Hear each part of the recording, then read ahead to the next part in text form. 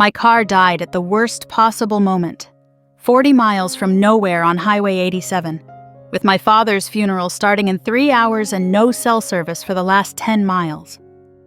I stood on the shoulder of that Texas highway, watching heat mirages dance on the asphalt, wearing my only good dress and the shoes that were already giving me blisters. The July sun beat down mercilessly, turning my car into an oven and my carefully styled hair into a wilted mess. If you've ever been stranded when you absolutely, desperately needed to be somewhere else, you know that particular cocktail of panic and helplessness I was drowning in. The engine had made a grinding noise, then a pop, then nothing. Just silence. A profound, crushing silence where the engine's hum used to be.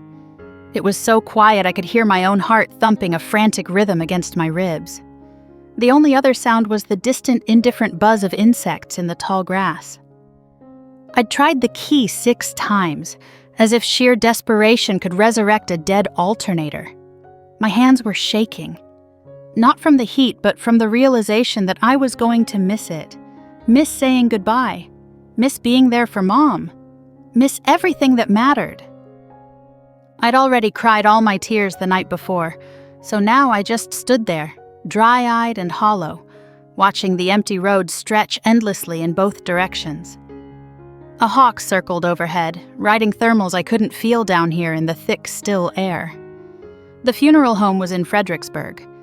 Mom would be sitting in that front pew alone, wondering where I was, probably thinking I couldn't face it. The truth was worse. I wanted to be there so badly my chest ached with it.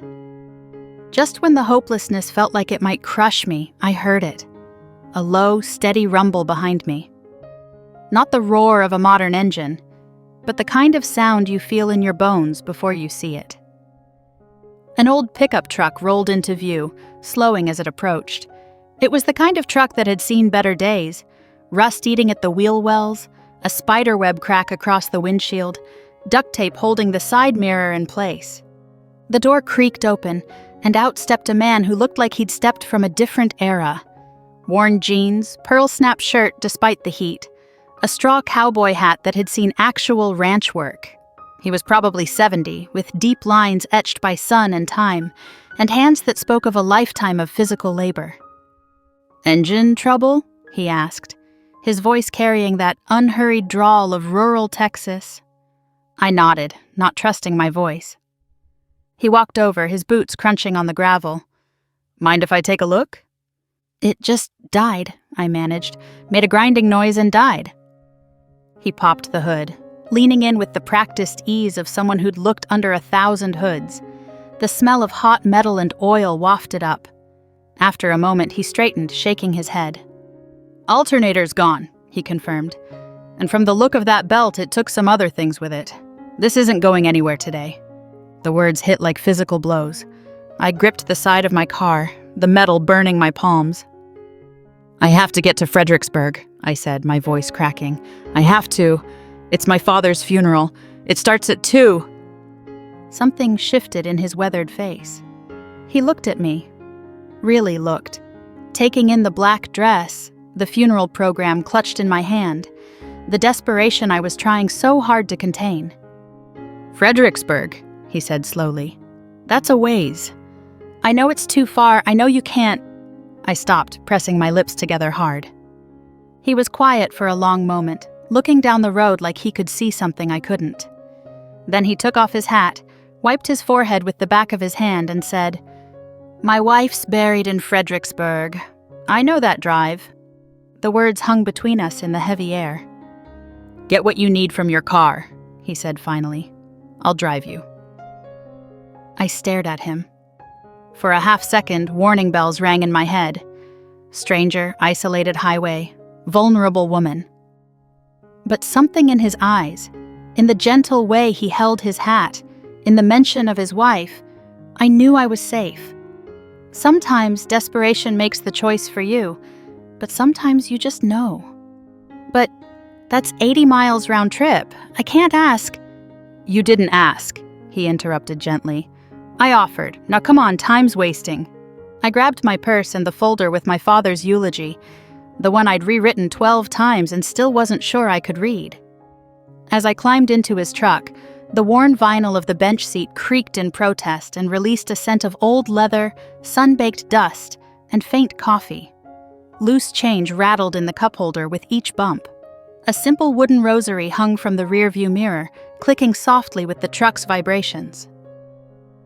The dashboard was a landscape of a life's work, cluttered with faded receipts, oil-stained work gloves, and a faded photo of a woman with kind eyes, her smile aimed right at the driver's seat.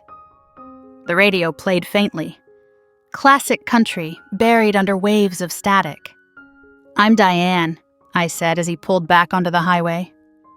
"Robert," he replied. "Most folks call me Bobby." The truck's air conditioning was more hope than reality, but it was better than standing in the sun. We drove in silence for a few minutes, the Texas hill country rolling past in waves of brown grass and twisted oak trees. I kept checking my phone even though I knew there was no signal. "Your first time?" Bobby asked quietly. "First time? Losing someone that close?" I nodded, my throat tight. "My dad, heart attack. He was only 58. "That's hard," he said simply. "Real hard when they go sudden like that." Were you close with your dad?" I asked, desperate for distraction from the clock on the dashboard that kept moving too fast. Bobby smiled slightly. "Not at first. We butted heads something fierce when I was young. Took me joining the army and coming back from Vietnam to understand him. After that, we were thick as thieves. Worked the ranch together for 30 years. What changed?" He thought about it, his hand steady on the wheel. "I did, I suppose. Saw enough of the world to understand that his kind of stubbornness came from love. He was trying to prepare me for a hard world the only way he knew how." He glanced at me. "You and your father, were you close?" The question undid me. We were, then we weren't, then we were trying to be again, but I couldn't finish. "But time ran out," Bobby said softly. "Yeah." I stared out the window, watching a turkey vulture perch on a fence post. "We had a fight 2 years ago. About my divorce, about my choices, about everything. We'd just started talking again at Christmas. He called last week to say he was proud of me for going back to school. I was supposed to visit next month." "He knew," Bobby said with quiet certainty. "Whatever you think you left unsaid, he knew. Parents always do." We passed through a small town, just a gas station, a feed store, and a cemetery baking in the sun. Bobby slowed down for a dog sleeping in the middle of the road, honking gently until it ambled away. "Tell me about him," Bobby said. "Your dad, what was he like?" I hesitated, the easy, curated memories sitting on the tip of my tongue. But looking at his honest, weathered face, the truth felt more fitting. So I told him everything. I told him about Dad's terrible jokes, his obsession with fixing things that weren't quite broken, his way of showing love through acts of service rather than words, how he'd driven 6 hours to change my oil when I mentioned it was overdue, how he'd built me a bookshelf in middle school because I'd said I was running out of room, how he'd stood in the rain at every one of my soccer games, even the ones where I sat on the bench. "He sounds like a good man," Bobby said when I paused. He was. I just wish I'd told him that more. "You're telling him now," Bobby said. "That eulogy in your lap, that's you telling him." I looked down at the folder, my carefully typed words that seemed so inadequate. "I don't know if I can read it. Stand up there and—" "You can," Bobby interrupted. "You will. Because that's your last gift to him and to your mama and to everyone who loved him. Your voice telling his story." We were making good time, but I kept watching the clock. 1:15. 1:20. Fredericksburg was still 20 miles away. "My wife," Bobby said suddenly. "She passed 3 years ago. Cancer. Long fight, hard fight. The day of her funeral, my truck. This same damn truck wouldn't start. Battery dead as a doornail." He paused, navigating around a curve. I was about to miss my own wife's funeral. Can you imagine? 47 years married, and I couldn't even get there to say goodbye proper. What did you do? Started walking, he said. In my good boots, in the August heat. Made it about a mile before this kid in a Honda, couldn't have been more than 19, pulled over. Drove me to the church, waited in the parking lot through the whole service to drive me home, never even told me his name. He glanced at me. That's why I stopped today. Been looking for a way to pay that forward ever since. We crested a hill, and Fredericksburg spread out below us. Church steeples and old limestone buildings nestled among the hills. My phone suddenly buzzed with accumulated messages. Mom wondering where I was. My sister asking if I needed anything. My aunt saying they'd hold the service a few minutes if needed. Which church? Bobby asked. St. Mary's, on Main Street. He nodded. I know it. We'll make it. It was 1:48 when we pulled into the church parking lot. Cars filled every space, spilling onto the street. I could see people moving inside through the stained glass windows. Thank you, I said, the words completely inadequate. I don't know how to... You don't need to, Bobby said. Just do me one favor. Anything. Read that eulogy with your whole heart. Don't hold nothing back. And when your time comes to help somebody else get where they need to go, you do it. That's all the thanks I need. I wanted to hug him, this stranger who'd given me 2 hours of his life and a kindness I'd never forget. Instead, I squeezed his weathered hand. What was her name? Your wife? Maria, he said softly. Maria Elena. I'll remember her, I promised. And you? He smiled, the lines around his eyes deepening. Go on now. Your daddy's waiting. I climbed out of the truck, my legs shaky. The church bells were just starting to ring. As I reached the door, I turned back. Bobby was still there, watching to make sure I made it inside. He touched the brim of his hat in farewell, then drove away, that old truck disappearing around the corner like grace itself. Inside, the church was cool and dim, filled with the scent of lilies and candle wax. Mom looked up from the front pew, relief flooding her face. I slipped in beside her, taking her hand. I thought you weren't coming, she whispered. Car broke down. A stranger drove me 40 miles to get here. She squeezed my hand, and I saw she was wearing Dad's watch, the one he'd worn every day for 30 years. The service began, and when it came time for the eulogy, I stood on unsteady legs and walked to the podium. The faces looking back at me blurred together. I unfolded my papers with trembling hands, the words I'd labored over seeming small and frail. I heard Bobby's voice in my head. Your voice telling his story. I took a breath, looked past the faces and up at the ceiling, at the heavy wooden beams Dad had helped repair after the hurricane 10 years ago. I could almost see him up there on a ladder, hammer in hand. And suddenly I knew what to say. My father, I began, my voice stronger than I expected, was not a man of many words, but he was a man of infinite actions. I told them everything. The jokes, the fixing, the showing up.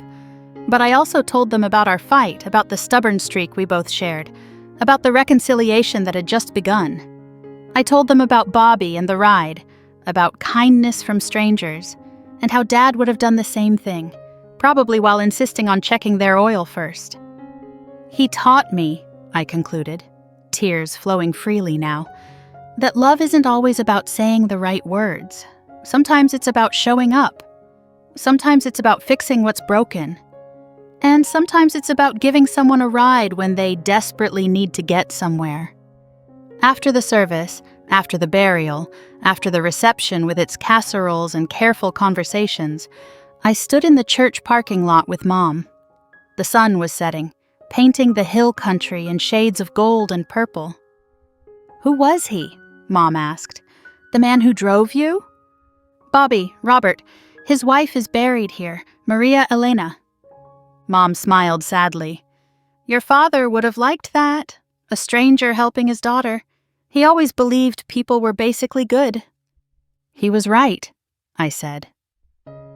That night, back at Mom's house, I looked up every Robert and Bobby in the phone book between here and where my car had died. I wanted to thank him properly, maybe send a card or make a donation in Maria Elena's name. But there were too many, and somehow I knew he wouldn't want to be found. The gift had been given freely without expectation of return. 2 weeks later, after the car was fixed and life had resumed its strange new shape without Dad in it, I was driving back from Austin when I saw her. A young woman standing beside a steaming car on Highway 87, wearing a business suit and looking at her phone in despair. I heard Bobby's voice in my head. When your time comes to help somebody else get where they need to go, you do it. I pulled over. Engine trouble? I asked, unconsciously echoing Bobby's words. Her relief was palpable. It just overheated. I have a job interview in Austin in an hour. My first real interview since graduation. I can't miss it. Where in Austin? Downtown, the Frost Building. 50 miles, an hour each way. Get your things, I said. I'll drive you. As we pulled onto the highway, she kept thanking me, offering gas money, asking how she could repay me. Just pass it on, I said. Someday, someone's going to need a ride when you have a car and time. You give it to them, that's all. We talked the whole way. Her name was Samantha, fresh out of UT with a degree in engineering. The interview was for her dream job. She was nervous, excited, scared, all the things I remembered being at her age. My mom thinks I'm crazy, she confided. Moving to Austin alone, taking this chance. She wanted me to stay in Houston, take the safe job. What do you think? I asked. I think sometimes you have to take the road that scares you. Your mom will understand, I said, thinking of my own complicated relationship with Dad. Parents want us to be safe, but deep down they want us to be brave too. She's proud of you. She just might need some time to show it, right? I dropped her at the Frost Building with 15 minutes to spare. She tried again to pay me, and again I refused. Just remember, I said, someday someone else will need a ride when I have a car and time, she finished. I'll remember, I promise. 3 months later, I got a card in the mail. No return address, but I knew the handwriting from the job application Samantha had been reviewing in my car. Inside was a photo of her in front of the Frost Building, wearing a hard hat and a huge smile with a sticky note. I got the job, P.S. Gave my first ride last week. The chain continues. I tucked the card into my journal, next to the program from Dad's funeral and a photo I'd taken of the highway where Bobby had stopped. These markers of grace, of connections that shouldn't have happened but did. Now, 5 years later, I've given dozens of rides. To airports, hospitals, job interviews, funerals, weddings, first dates. Sometimes it's 5 miles, sometimes 50. Each time I tell them about Bobby, about kindness that asks nothing in return except that we pass it on. Last month I was visiting Mom when I decided to visit Dad's grave. The cemetery was quiet, just the sound of wind in the live oaks. As I was leaving, I noticed a fresh grave a few rows over. The headstone read, Robert Bobby Mendez, beloved husband to Maria Elena. He never passed a soul in need. The dates told me he'd died, I had to reach out and brace myself against the cool granite of the headstone as the meaning washed over me. I sank into the grass, my legs too weak to stand, overwhelmed by the tidal wave of realization. He'd died just 2 weeks after our ride. One of his very last acts on this earth had been driving a complete stranger to her father's funeral. This man who'd lost his own wife, who knew the weight of grief, had spent his final days looking for ways to lighten that load for others. There were fresh flowers on his grave, wildflowers, the kind that grow along Highway 87. I added my own store-bought roses that seemed inadequate next to the wild beauty already there. But as I arranged them, I noticed something. Tucked among the other flowers were small cards, dozens of them, each with a brief message. Thank you for the ride to the hospital. You got me to my daughter's wedding. Because of you, I made it to say goodbye. The chain continues. I added my own note. Thank you for teaching me that angels drive old pickup trucks. I made it in time. Diane. As I walked back to my car, my phone rang. Unknown number, Austin area code. Hello? Hi, is this Diane? You probably don't remember me, but you gave me a ride once to a job interview. This is Samantha. Of course I remember. How are you? I'm good. Really good. But listen, I'm at a gas station on I-35 and there's this elderly man here. His son was supposed to pick him up, but something happened, and he's stranded. He needs to get to San Antonio, to the VA hospital. His appointment is in 2 hours. I want to take him, but my car's in the shop, and Where are you? I interrupted. Exit 235, the Shell station. I'm 30 minutes away. Tell him to wait. I'm coming. Really? But San Antonio's so far. It's just a ride, I said, already walking faster. Just a ride when someone needs to get somewhere. I'll be there soon. As I drove toward the interstate, I thought about circles and chains, about kindness that ripples outward like stones thrown in still water. About Bobby, probably driving home from Maria's grave the day he found me, carrying his own grief yet still willing to carry mine too. The highway stretched ahead, heat mirages dancing on the asphalt just like they had 5 years ago.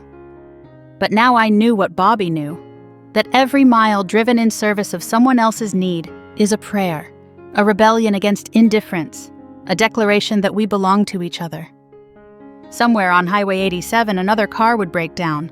Another person would need to get somewhere that mattered. And someone would stop. Because Bobby stopped for me, because I stopped for Samantha, because Samantha wanted to stop but couldn't quite manage it alone yet. The chain continues, the rides multiply.